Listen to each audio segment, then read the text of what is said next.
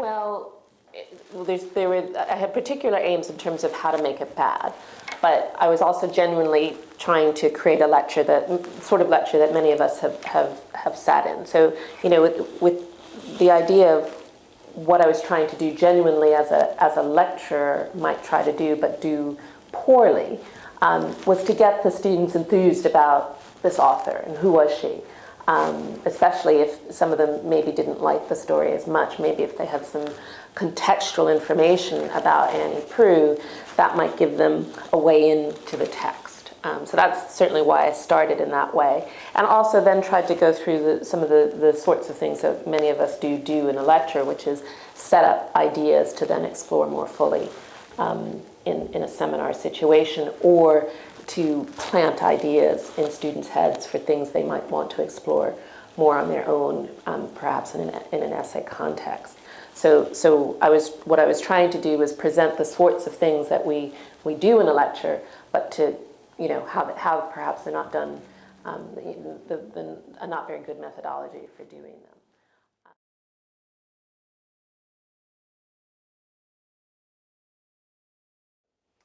Well, hopefully I was not successful, because that's what I was trying to do. But for instance, in terms of giving lots of background information about Annie Proulx, perhaps this was interesting for some students, or would be interesting for some students.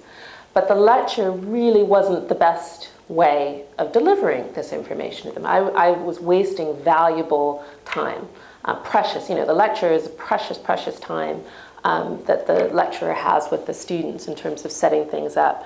So all of those long quotes that I read about her mother and her grandmother and lying and things like that, I might have just taken the last sentence about how she thought of herself as a liar, and that was how she got into storytelling. That might have been relevant in the lecture, and that might have been a nice sort of segue into the idea of what motivates a writer, or a theme that you can see developing in a writer. But all that other stuff, and also the stuff about her doing her PhD in history, very easily I could have done a handout with that and given it to them at the end of lecture. I could have done a handout and given it to them at the end of the previous seminar as a way to prepare them for the next lecture, or to, just a little tidbit about Annie Proulx. I could have used the VLE and had a little section on the VLE about Annie Proulx, in which I could have put up those PowerPoints I mentioned at different points during the lecture.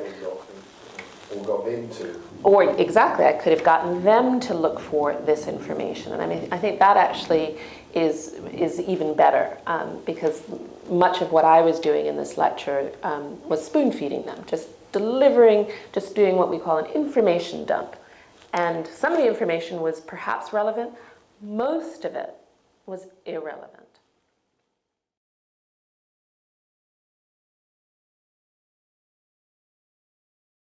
This was a very flat lecture. As you say, all you saw was me and a board pen. The story itself exists in many formats. There's a film version. I could have used stills from the film. I could have, as I mentioned but didn't use, I could have used images of the American frontier. I could have used images through history of the American frontier, not even necessarily of where the story was set. I could have used interviews. There are many interviews on the web with Annie Proulx. And so the students could have actually heard her voice. There's a way of obviously using PowerPoint. You can have little clips, audio clips and video clips within PowerPoint, so I could have done that. In terms of that lecture space, those are the sorts of resources I could have used.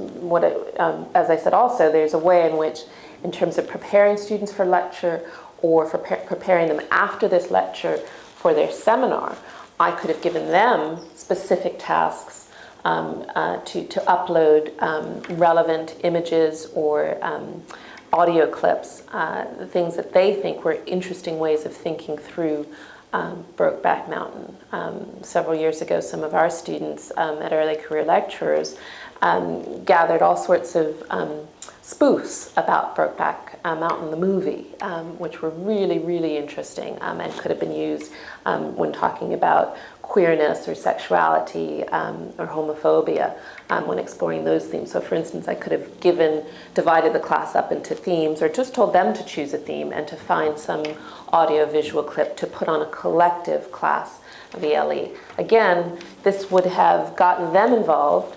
I could have, if it was prior to the lecture, I could have highlighted a few in lecture, brought them into this sharing of information, or it could be something that they did after the lecture and that could then be highlighted and referred to in seminar.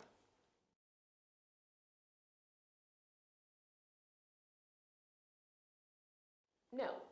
Most of the stuff that I delivered in this particular lecture would have really been more appropriately delivered through other means. And as I've said, it could have been handouts, could have been posted to the VLE. The students themselves could have discovered some of it. And frankly, I think if the students were themselves given some of the responsibility for gathering information about the author or themes, they probably would have come up with far more interesting things. They would have extended and expanded the scope of what we understood of perhaps the impact of Brokeback Mountain or the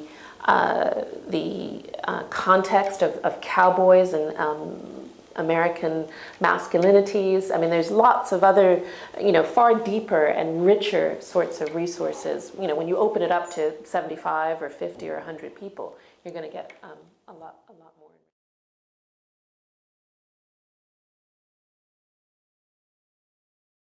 Well, the thing that was absent from my lecture was the text. I announced the lecture as Family Fame in the American Frontier. Brokeback Mountain wasn't even in the title of my lecture. I spent a lot of time talking around the text. Towards the end of this little mini lecture, I talked about themes, I talked about imagery, but I never actually talked about the text. And so a lecture is a wonderful place to do a demonstration. Obviously not biochem demonstration, but I could have demonstrated close reading. I could have done an analysis of the text. I could have brought in other analysts of the text as part of my close reading. I could have really sat down and thought about how do I want this lecture to affect the learning that I want to have happen across the module. Is there a particular skill I would like to demonstrate or review with my students in this class? And of course, close reading as an oral exercise, how do we talk about a text and analyze it closely? But then, of course, close reading and analysis in terms of writing. So there's a way in which I wasted a lot of valuable time doing this other stuff that could have been very effectively used to actually walk students through the sorts of things that they find difficult or just opaque. We tell them to do certain things, but we don't always tell them how to do it. Right. And what else could have been done to engage the students if you were giving a lecture that way? Well, several things. I think really clearly stating one's aims and objectives at the beginning of the lecture, reviewing them at the middle of the lecture, and coming back to them at the end is important. Signposting the lecture is important. You just said, how could I involve them? Well, I could have involved them. There's a way, there is space within a lecture, if you don't waste it with lots of, information dumping, to ask questions, to elicit student participation.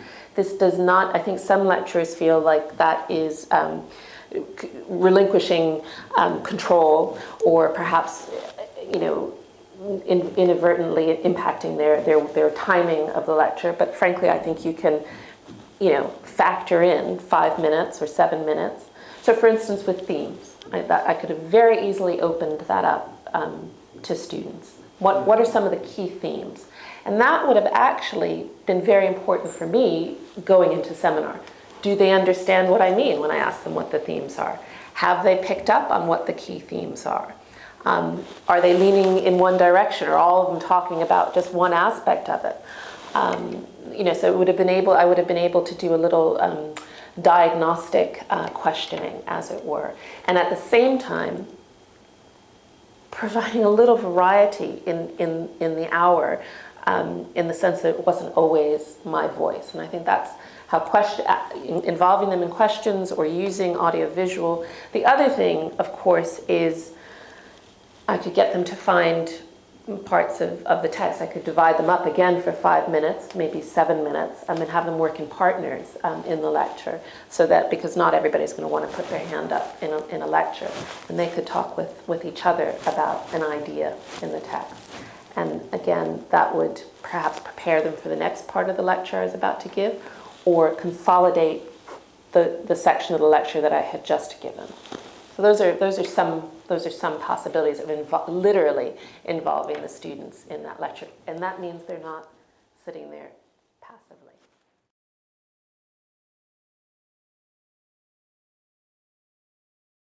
Well, there is a stereotypical, idea of the lecture, where the great mind is holding forth.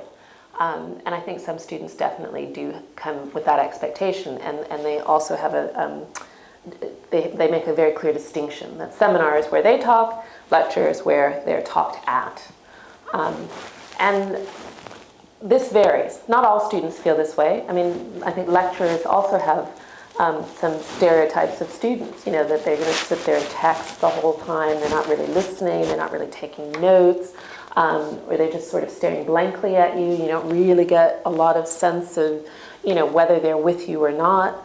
And so I think a good strategy, a sort of good practice strategy, is mediating a line between those extremes. I think, again, a lecture has to start on time, has to have a clear objective and focus, has to be led by the lecturer. But I do think that there's quite a lot of scope within that, according to the comfort level of the lecturer and perhaps the experience of the lecture, to open up in small batches. And so in that sense, there is, I'm not suggesting turning the lecture into a seminar, because you certainly wouldn't want to turn the seminar space into a lecture.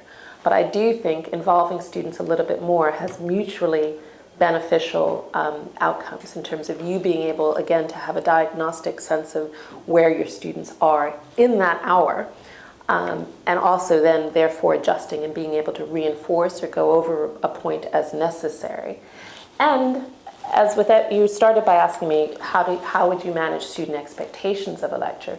If you start gradually, if you start at the beginning of a term, asking 1 or 2 questions, letting them know that you will ask questions. Always letting them know. Don't drop a question in the middle of the lecture with no preparation.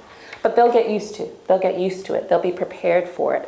And of course, you can do that. You can give them questions ahead of time to think about, or you can give them an idea to think about before the lecture as preparation for the lecture.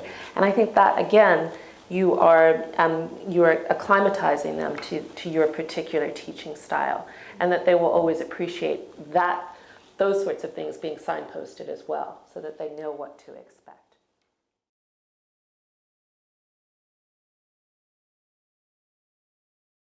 Well, I was deliberately playing with my hair. I was reading from my paper, not necessarily making eye contact as much as I would necessarily. I think eye contact in a lecture, of course this depends on if you're in a huge lecture hall or if it's a lecture of 40 or 50 students.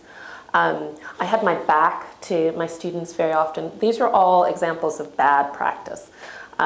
If you have a lot of hair, or if you have a tendency to fiddle with your face or with your glasses, these are the sorts of things that you should try to, I think, train yourself out of, because they're distracting. So I could easily put a hair clip here, and I could have filmed. I could have, if I'm very nervous, and I think a lot of times new lecturers particularly are very, very nervous about going up in front of a group of people and performing for an hour. So filming yourself, something like just getting, a friend and practicing, filming yourself to see what your tics and twitches are, because sometimes they're very, very unconscious. I mean, I know probably lots of lecturers sit in seminar and they have their students doing this, or maybe they do this, with their pens, and they don't know. You can't, they don't know that they're doing it, or you don't know that you're doing it. So filming yourself, even for 10 or 15 minutes, practicing your lectures, definitely practicing if you're using things like PowerPoint, so that you feel comfortable with the technology, that you've got the timing right. Think about what you're putting on the board. Does this all need to be, if you're actually writing on the board because maybe you're working in a place that you don't have the technological apparatus to do things like PowerPoint.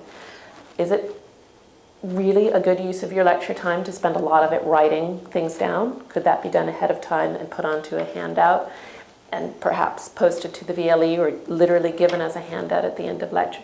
These sorts of things I was trying to do deliberately, and at the end, my back and all that, this isn't appropriate for a lecture. You just grin and bear it. And obviously, I took a sip of water and my bottle was very noisy. You can have a glass of water. You can figure these things out. These are the sorts of things that if you're less confident, could perhaps elicit laughter or a sniggers, and that could really throw you. But it also obviously could undermine your authority, and you are in a position of authority when you're standing and holding forth in a lecture. So it's those sorts of things. Being comfortable in what you wear. These might sound like minor things, but I think anything that's going to boost your own confidence and make you feel more secure and more in control will actually allow you to be more relaxed and natural in your delivery, and that will only be beneficial to your students.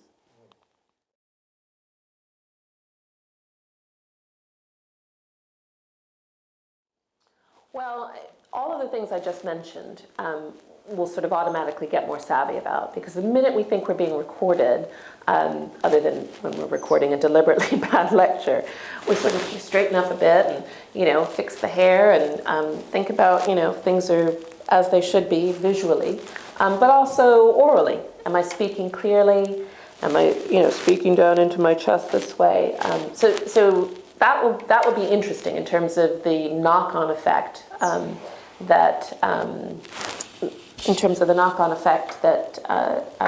we were just checking that my microphone was on. This is the sort of thing that will become second nature. We'll probably walk around mic'd up all the time. I think it's only a good thing, and certainly for universities, to be able to have their lectures podcast. It is good for the outward-facing aspects of the university, but also for different types of student learners. I think this is the key benefit of filming and podcasting lectures. They have the chance to see them again. They have the chance to sit and listen to the lecture, as opposed to sort of frantically writing down notes and not necessarily knowing if they're capturing the right information in the lecture. They can absorb the lecture and then review the lecture if it's available to them as a podcast. So I think that's only a good thing.